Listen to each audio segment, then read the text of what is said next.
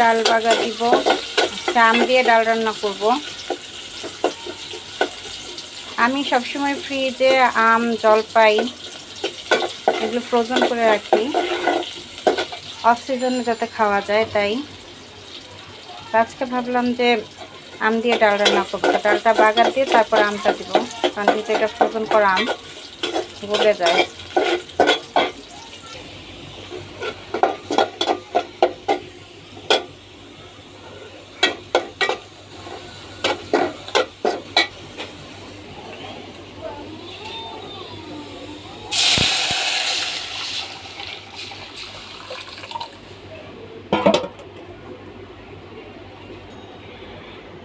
এটা হচ্ছে আমাদের বাড়ির কাছের আম, বোট বাজারের। আমি এগুলি ফ্রোজেন করে রেখে দিয়েছিলাম।